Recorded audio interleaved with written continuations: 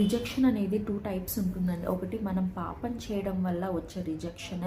రెండవది మనము కరెక్ట్‌గా సమాజానికి విత్ ద ఫ్లో వెళ్ళకుండా దేవునికి మనం నచ్చినట్లుగా బ్రతుకుతున్నందుకు మనం ఫేస్ చేసే రిజెక్షన్ సెకండ్ టైప్. అయితే నీవు పాపాన్ని వదిలిపెట్టి ఎప్పుడైతే దేవుని దగ్గరికి వస్తావో అప్పుడు నీకు దేవుడు విలువ ఇస్తాడు. మరి ఎవరైతే రిజెక్షన్ ఫేస్ చేస్తున్నారో, if you are being rejection అనేది ఎంత పెయిన్ఫుల్ థింగ్ కదండి. ఫిజికల్గా దెబ్బలు కనపడకపోవచ్చు కానీ ఆ బాధ వర్ణనాతీతం. మరి అలాంటి వారికి నువ్వు ఇవాళ రిజెక్షన్ ఫేజ్లో ఉన్నావేమో, నిన్ను ఎవరు ప్రేమించని స్థితిలో, నీకు స్నేహితులు ఎవరు లేని స్థితిలో, అండర్ వాల్యూడ్ పొజిషన్లో నీవు ఉన్నావేమో. అయితే దేవుడు ఇవాళ మాట్లాడుతున్నాడు వాక్యం ద్వారా. మనము మొదటిగా రిమెంబర్ చేసుకోవాల్సింది లేయా గురించి అండి. లేయా అనేది చాలా ఇగ్నోర్డ్ పర్సన్. తన హస్బెండ్ దృష్టిలో చాలా ఇగ్నోర్డ్. ఆమె జబ్బు కలది అని బైబిల్లో ఉంటుంది. ఆయన లేయా కంటే రాహేల్ను ఎక్కువగా ప్రేమించనని బైబిల్లో మనం ఉంటుంది. మరి తర్వాత వాక్యంలో లేయా ద్వేషింపబడుట దేవుడు చూచి ఆమె మీద కనికరపడ్డాడని బైబిల్లో ఉంటుంది.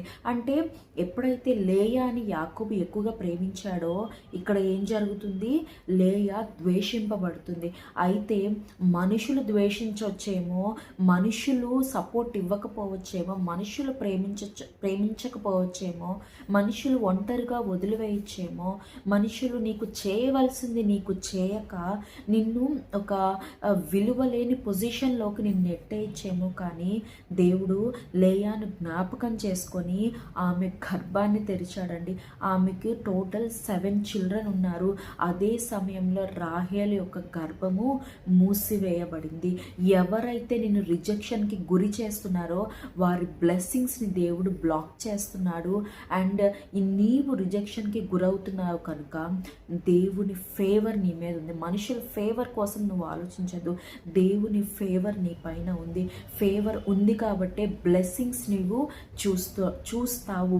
నువ్వు ఇప్పటివరకు ఏ బ్లెస్సింగ్ నా జీవితంలో లేదు, నేను కరెక్ట్గానే కదా ఉంటున్నాను, కరెక్ట్గానే నేను జాబ్ చేస్తున్నాను, కరెక్ట్గానే మాట్లాడుతున్నాను, ఎక్కడ నేను అక్కడ మాట ఇక్కడ మాట అక్కడ చెప్పట్లేదు, అబద్ధాలు చెప్పట్లేదు, నీతిగా బ్రతుకుచున్నాను, అయినా ఎందుకు ప్రభా నేను ఏం తప్పు చేశానని నువ్వు మదన పడుతున్నావు కదా.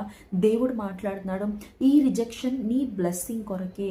నీవు బెంగపడద్దు. ఎలా అయితే నేను లేయాని ఆశీర్వదించానో నిన్ను కూడా నేను ఆశీర్వదించగల సమర్థుడిని అని దేవుడు ఇవాళ మనకి జ్ఞాపకం చేస్తున్నాడు. లేయాకు పుట్టిన పిల్లల్లో యేసుక్రీస్తు వంశావళి ఎక్కడి నుంచి అండి? లేయాకి యూదా అని